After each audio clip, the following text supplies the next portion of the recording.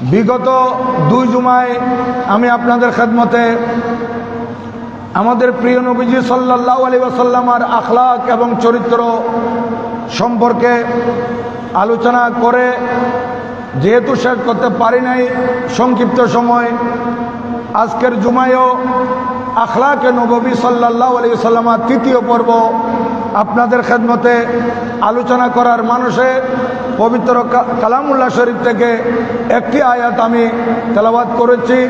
যে আয়াতটি আমি প্রথম পর্বের মধ্যে তেলাওয়াত করেছিলাম, সূরাতুল আহজাব, সূরা নম্বর 33, পারা নম্বর 21, আয়াত নম্বর 21।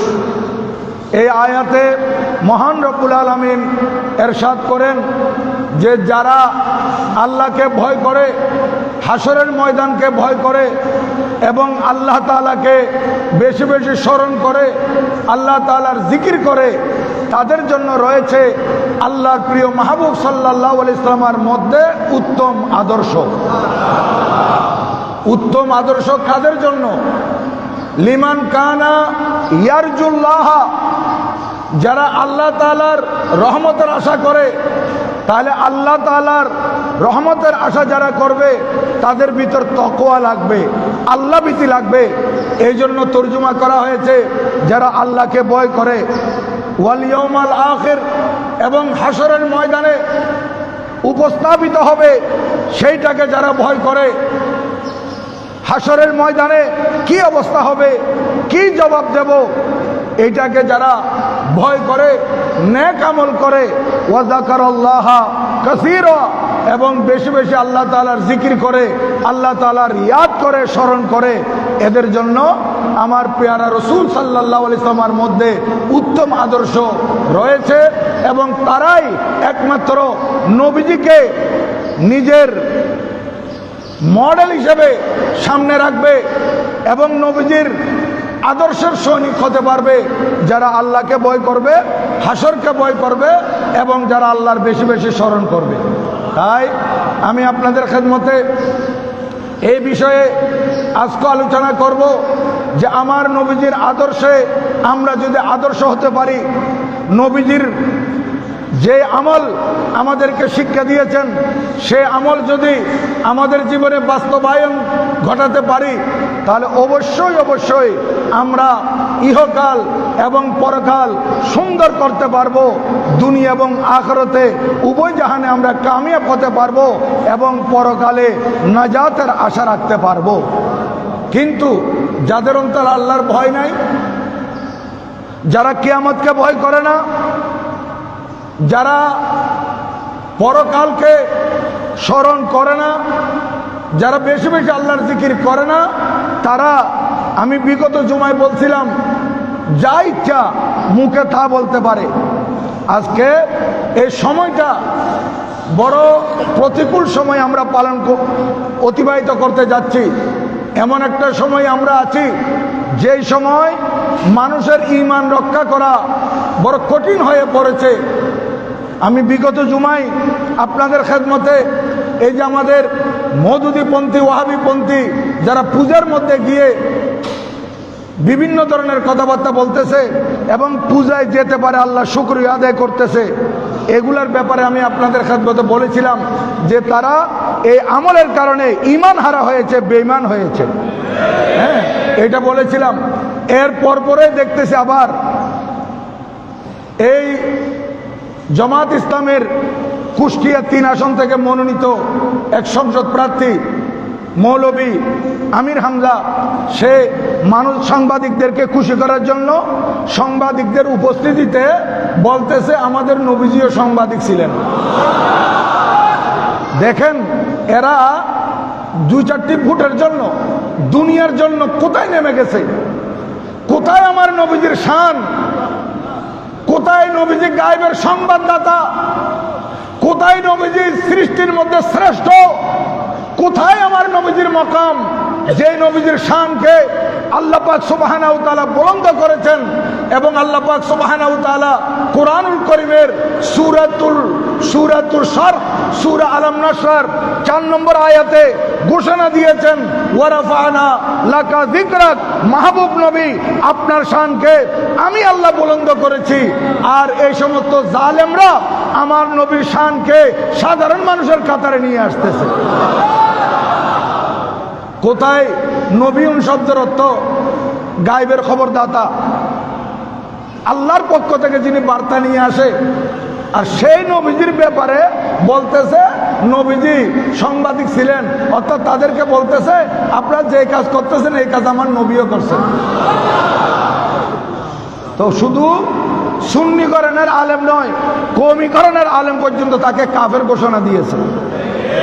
হ্যাঁ, তাকে এই কথার কারণে, কারণ আমার নবীজির শানে কেউ হালকা পরিমাণ যদি গুস্তাখি করে, একেবারে হালকা সামান্য তুচ্ছ গুস্তাখি করে নবীজির শানে, সে কাফের এবং মালউন। তাফসীরে সাহাবীর মধ্যে বলা হয়েছে মান ইস্তাখাফা বিজানাবিহি সাল্লাল্লাহু আলাইহি ওয়াসাল্লাম ফাহুয়া কাফিরুন ওয়া মালউনুন ফিদ দুনিয়া ওয়াল আখিরা। আমাদের প্রিয় নবীজি সাল্লাল্লাহু আলাইহি ওয়াসাল্লামের শানে একেবারে সামান্য পরিমাণ, হালকা পরিমাণ যদি কেউ গুস্তাখি আর বেয়াদবি করে, সাথে সাথে সে কাফের হয়ে যাবে এবং দুনিয়া এবং আখিরাতে অভিশপ্ত হয়ে যাবে, মুরতাদ হয়ে যাবে। নবীজির শানে হালকা পরিমাণ গুস্তাখি, হালকা পরিমাণ গুস্তাখি মানে হযরতে শাইখুল মুহাক্কিক আলাল ইতলাক আব্দুল মুহাদ্দিস দেহলভী রাহমাতুল্লাহ আলাইহি মাদারিজুন নবুওয়ার মধ্যে লিখতেছেন যে আমার নবীজির চুল মুবারক, এই চুল মুবারককে আরবিতে বলে শারুন, শিন আইন রা, শারুন। এটার তসগির অর্থাৎ এটাকে ছোট করা, ছোট করে পড়া, তসগির করা, এটা হচ্ছে শোয়াইর। বলতেছে আমার নবীজির চুল মুবারককে কেউ যদি তসগির ব্যবহার করে, এতটুকু বেয়াদবি। দেখেন নবীজির চুল মুবারক আরবি শারুন, এটাকে তসগির করা, ছোট করা, শোয়াইর। বলতেছে নবীজির চুল মুবারককে কেউ যদি এইভাবে তসগির শব্দ দিয়ে ব্যবহার করে, সেও কাফের হয়ে যাবে। একেবারে হালকা পরিমাণ বেয়াদবি আমার নবীজির শানে, ঈমান নষ্ট হওয়ার জন্য যথেষ্ট। তাই আজকে এই সমস্ত বাতিল পন্থীরা বেফাস কথাবার্তা বলতে বলতে আমার নবীজির শানে বিভিন্ন ধরনের বেয়াদবি করতে করতে এরা এগুলাকে কিছু মনে করতেছে না। যে কোনো মাহফিলে কোনো না কোনো বেয়াদবি করে বসতেছে। কোনো সময় এ বলতেছে দেখেন এই ধরনের মৌলবী, এদেরকে তারা কেমনে মেনে নেয়। আমাদের সুন্নি জামাতের মধ্যে আলহামদুলিল্লাহ আমরা যে হক, এটার প্রমাণ আমাদের কোনো একজন আলেম, আমিও মন্দ কি, আমার মুখ থেকে যদি এরকম কোনো শব্দ, এত বড় মারাত্মক বেয়াদবি নয়, হালকা বেয়াদবিমূলক শব্দ বের হলো, আমাকে আলেমরা নয়, সুন্নি জামাতের ছাত্ররা আমাকে ছাড় দেবে না। এটাই হচ্ছে হকের প্রমাণ। কিন্তু তারা এত বড় বড় বেয়াদবি করতেছে, তাদের মধ্যে মৌলবী আছে, তারা নিশ্চুপ, তারা কোনো কিছু বলতেছে না। দেখেন এরা যে বাতিল, এরা যে গুমরা, এটার বড় প্রমাণ এটা।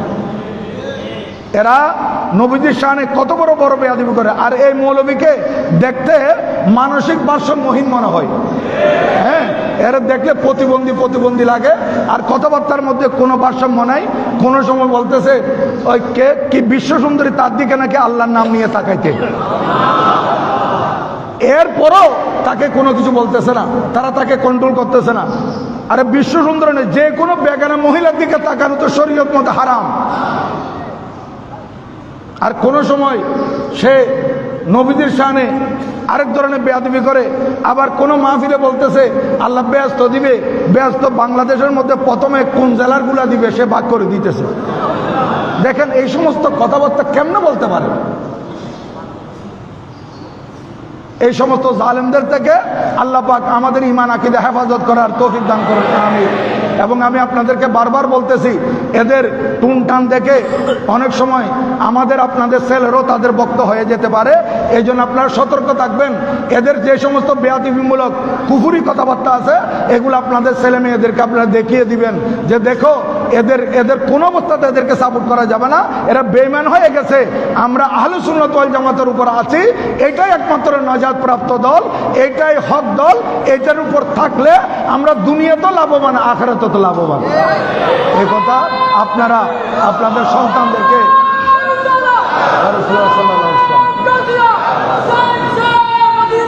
জিন্দাবাদ জিন্দাবাদ জিন্দাবাদ। তাই আমি আপনাদের খেদমতে আজকে সহিহ বুখারী শরীফ থেকে একখানা হাদিসে পাক তেলাওয়াত করে শোনাবো, যেখানে আমার নবীজির কিছু আখলাক, কিছু চরিত্রের আলোচনা আল্লাহ পাক তৌরাত শরীফের মধ্যে করেছেন।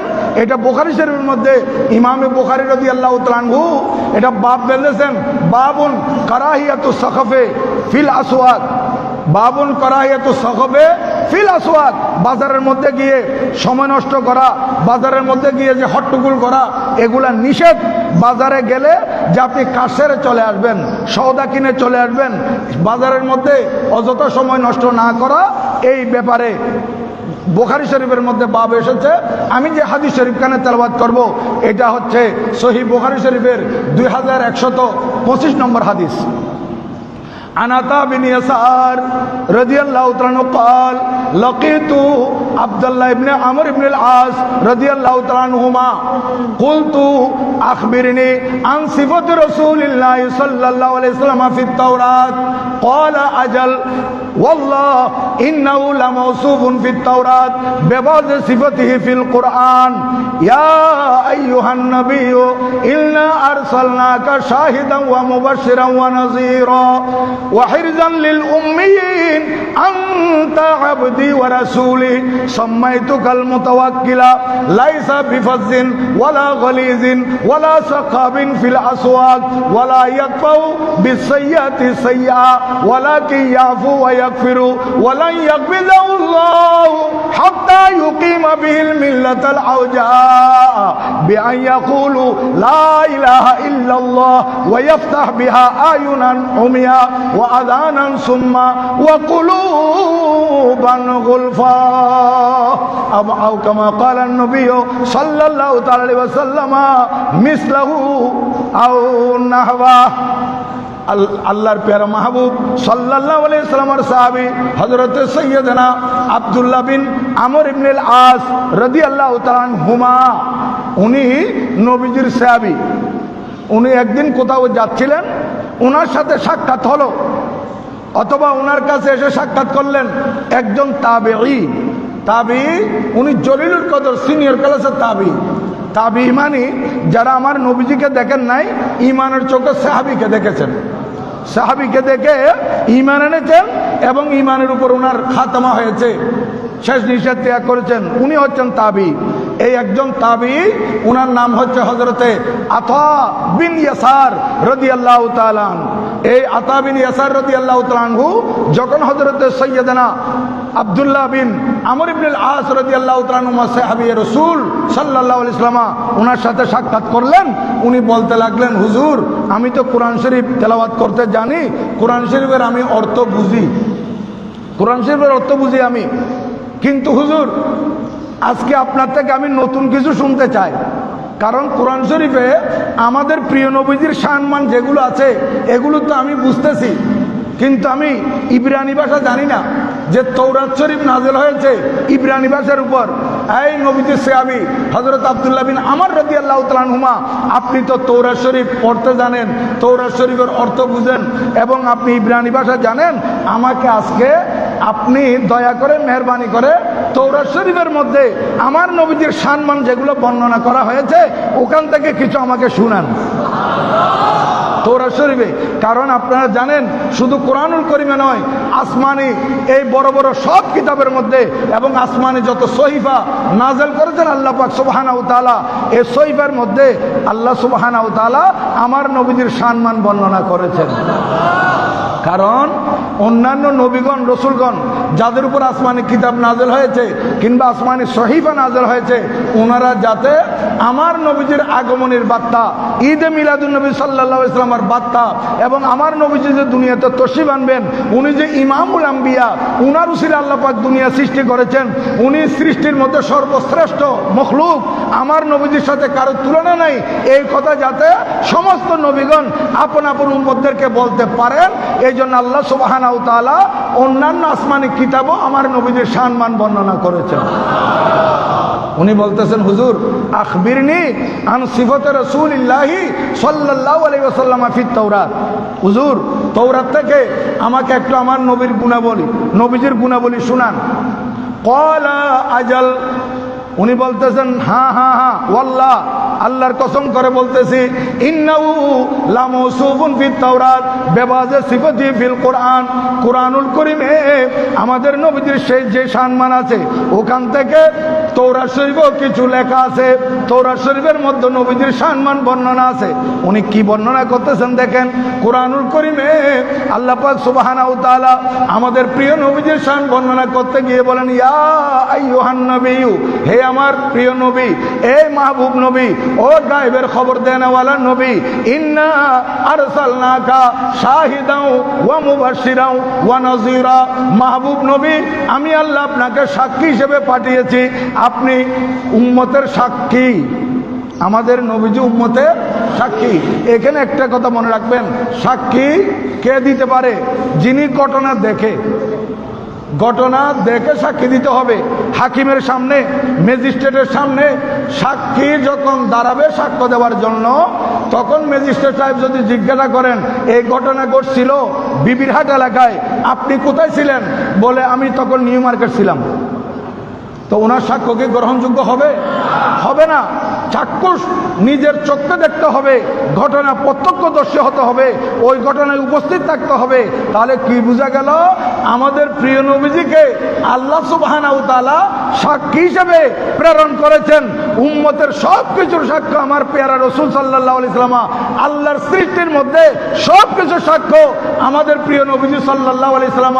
তাহলে বোঝা গেল আমার নবীজি জীবদ্দশায় এবং আমার নবীজি ইন্তেকালের পরও আল্লাহ পাক সুবহানাহু ওয়া তাআলা নবীজি হাজির নাজির হওয়ার ক্ষমতা আমার নবীজিকে আল্লাহ পাক দান করেছেন। আমাদের নবীজি হচ্ছেন হাজির ও নাজির।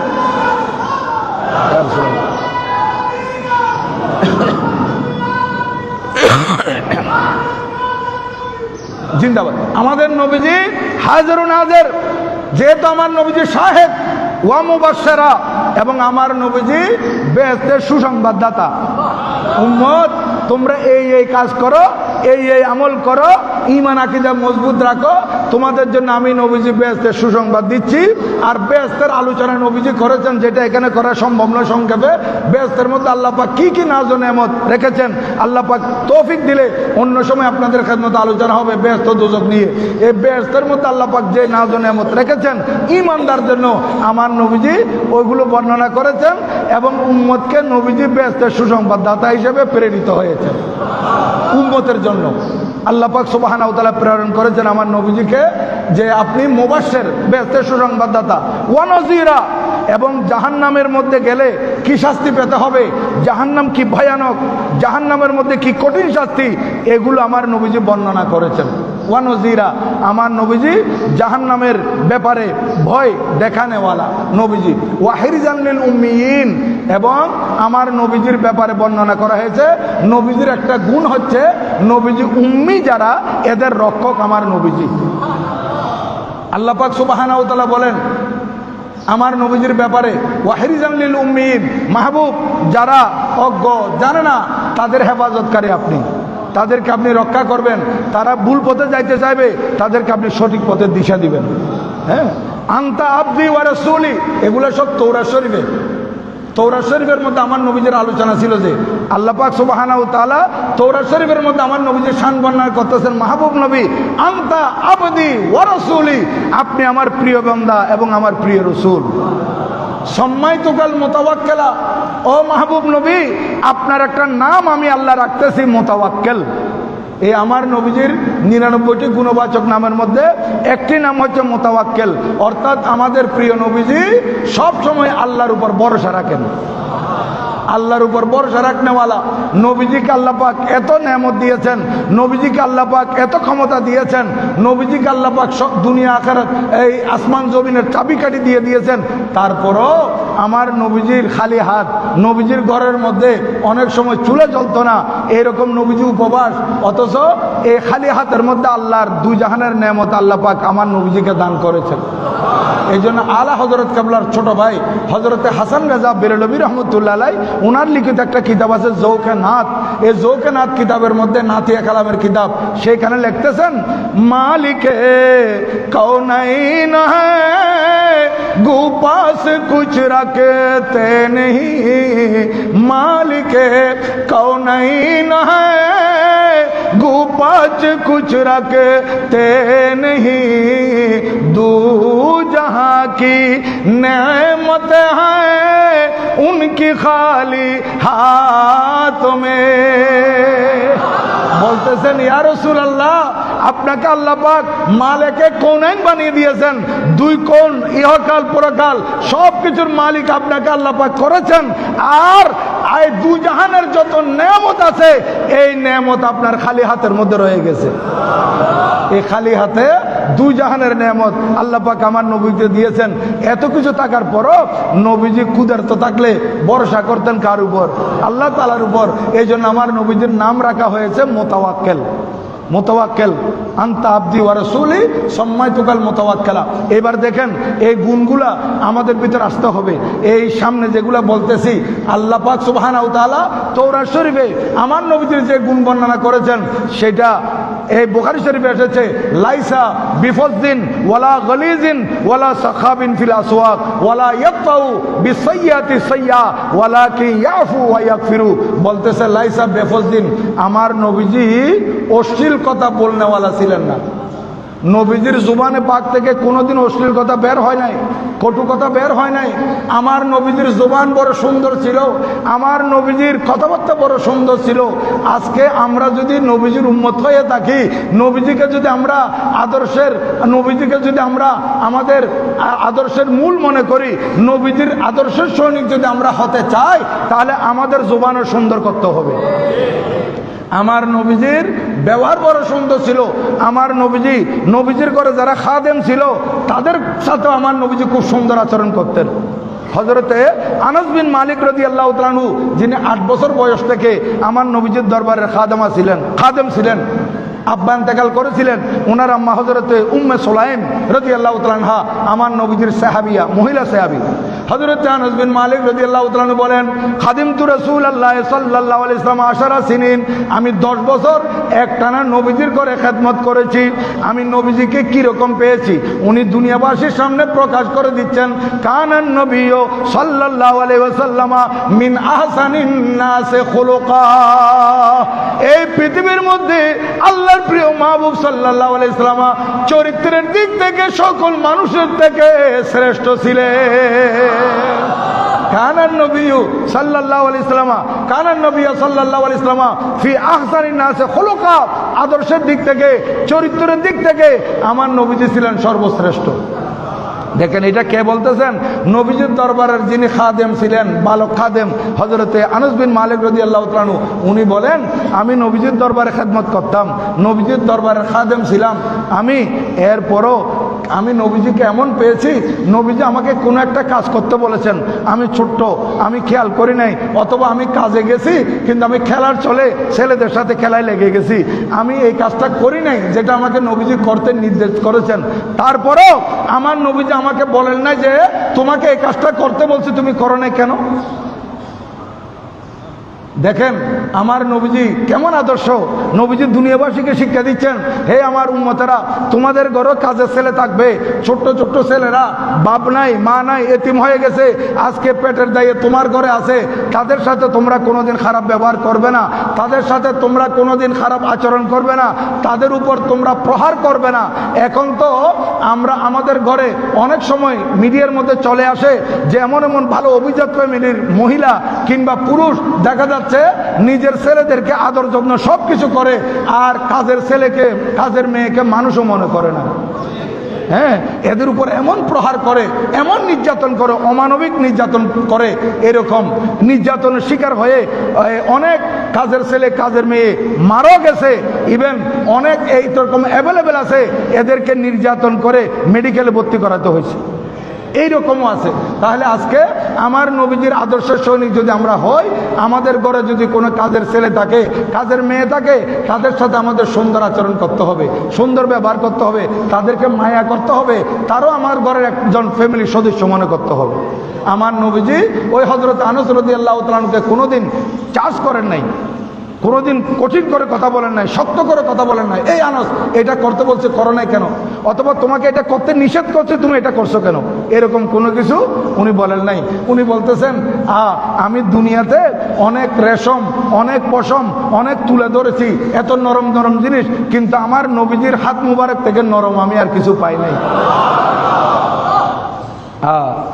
উনি বলতেছেন ওয়ামা মাসাস্তু হাজ্জান কত্তু ওয়ালা হারিরান ওয়ালা শায়া কানা আলিয়ানা মিন কাফে রাসূলিল্লাহ সাল্লাল্লাহু তাআলা আলাইহি ওয়াসাল্লাম। আল্লাহর প্রিয় মাহবুব নূরানী নবীর হাত মুবারক এত বেশি তুলতুলে ছিল, এত বেশি নরম ছিল, পৃথিবীর মধ্যে হারির রেশম পশম এত বেশি নরম নয়।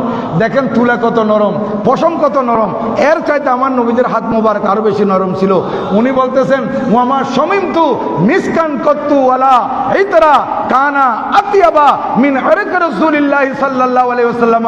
উনি বলতেছেন আমি অনেক আতর, অনেক গোলাপ, আমি অনেক সুগন্ধি ব্যবহার করেছি, কিন্তু আল্লাহর প্রিয় মাহবুব সাল্লাল্লাহু আলাইহি ওয়াসাল্লামের নূরানি পসিনা মুবারক, ঘাম মুবারক থেকে যে সুগন্ধি বের হতো এর চাইতে বেশি সুগন্ধি আমি আর কিছুতে পাই নাই।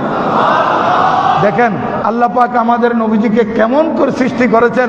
নবীজির ঘাম মুবারক মেশকাম্বর থেকে বেশি খুশবু, নবীজির ঘাম মুবারক আতর গোলাপ থেকে বেশি খুশবু, নবীজির হাত মুবারক পশম রসম থেকেও এত মোলায়েম, এবং আমার নবীজির আদর্শ এত বেশি সুন্দর, নবীজির চরিত্র এত বেশি সুন্দর।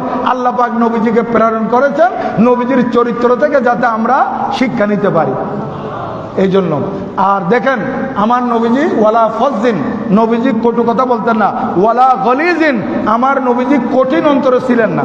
আমাদের এখানে অনেক মানুষ আছে হিংস্র টাইপের, কঠোর, মানুষের সাথে বেশি খারাপ ব্যবহার করে, কঠোরতা দেখায়, কিন্তু আমার নবীজির অন্তর ছিল একেবারে কোমল। নবীজি একেবারে নরম অন্তরের অধিকারী ছিলেন। ওয়ালা সাখাবিন ফিল আসওয়াক, আমার নবীজি বাজারে গিয়ে হট্টগোল করতেন না, নবীজি বাজারে গিয়ে অযথা সময় নষ্ট করতেন না। যেহেতু আপনারা জানেন পৃথিবীর মধ্যে সর্বশ্রেষ্ঠ স্থানের নাম হচ্ছে মসজিদ, আর সর্বনিকৃষ্ট স্থানের নাম হচ্ছে বাজার। কিন্তু আমরা বাজারে যাব, আমাদের নবীজিও গেছেন বাজারে, কিন্তু বাজারে গিয়ে যা কিছু ক্রয় করার এগুলা ক্রয় করে সাথে সাথে চলে আসছেন। এটাই হচ্ছে ইসলামের রীতি, এটাই হচ্ছে নবীজির আদর্শ। আমরাও বাজারে যাব, সেখানে গিয়ে আমরা গল্প গুজব করবো না, আমরা বাজারে গেলে আড্ডা দেব না, আমরা বাজারে গিয়ে কাজ সেরে সৌদা করে করে চলে আসবো। এটা নবীজির আদর্শ। আরেকটা আদর্শ বলতেছি, এই কাজকে অসমাপ্ত শেষ করতে হবে, তারপর আর সামনের দিকে যেতে পারবো না। আল্লাহর নবীজি সম্পর্কে বলা হচ্ছে ওয়ালা ইয়াতফাউ সাইয়্যা বিসাইয়্যাতি সাইয়্যা ওয়ালাকিন ইয়াফু ওয়া ইয়াগফিরু। আমার নবীজির সাথে কেউ যদি কোনো খারাপ আচরণ করত, নবীজি সেই খারাপ আচরণের উত্তর খারাপ দিয়ে দিতেন না। দেখেন এটা কিন্তু আমাদের খুব বেশি অভাব আমাদের মধ্যে। এটা আমাদের নবীজির আদর্শের মধ্যে একটা বড় আদর্শ। নবীজির সাথে যদি কেউ খারাপ আচরণ করে, নবীজি তাকে ভালো আচরণ করতেন তার সাথে, এবং নবীজি তাকে ক্ষমা করে দিতেন, মাফ করে দিতেন। এখন আমরা বলি আমাকে এক আঙ্গুল দেখালে আমি দুই আঙ্গুল দেখাবো না, এটা আমার নবীজির আদর্শ নয়। যদি বুঝে না বুঝে কেউ আপনার সাথে খারাপ আচরণ করছে, আপনি তাকে মাফ করে দেন, সে লজ্জিত হয়ে আপনার কদমে পড়ে যাবে। এটা আদর্শ, এটা দেখাতে হবে আমাদেরকে। এখন তো আমাদের সাথে কেউ খারাপ আচরণ করলে আমরা দলবল নিয়ে তার উপর ঝাঁপাই পড়ি, তার উপর আক্রমণ করার জন্য নয়। আমাদের সাথে যদি কেউ খারাপ আচরণ করে, আমরা তাদেরকে ক্ষমা করে দেব, তাকে ক্ষমা করে দেব, এবং প্রমাণ করে দেব তুমি আমার সাথে খারাপ আচরণ করেছো, আমিও চাইলে করতে পারি, কিন্তু নয় আমি তোমার সাথে মন্দ আচরণ করব না, খারাপ আচরণ করব না, যেহেতু আমি নবীজির আদর্শের সৈনিক। যাই হোক, আর গেলাম না সামনের দিকে। আগামী সাবজেক্টে আমার গৌসে পাক রাদিয়াল্লাহু তাআলা সম্পর্কে কিছু আলোচনা হবে। আল্লাহ পাক সুবহানাহু ওয়া তাআলা এই 3 জুমার মধ্যে নবীজির যে কিছু কিছু আদর্শের আলোচনা হলো, চরিত্রের আলোচনা হলো, এই চরিত্রে চরিত্রবান হওয়ার, এই আদর্শে আদর্শবান হওয়ার আমাদেরকে তৌফিক দান করুন। সবাই বলুন আমিন। ওয়া মা আলাইনা ইল্লাল বালাগ। ওয়াসসালামু আলাইকুম ওয়া রাহমাতুল্লাহি তাআলা ওয়া বারাকাতুহু।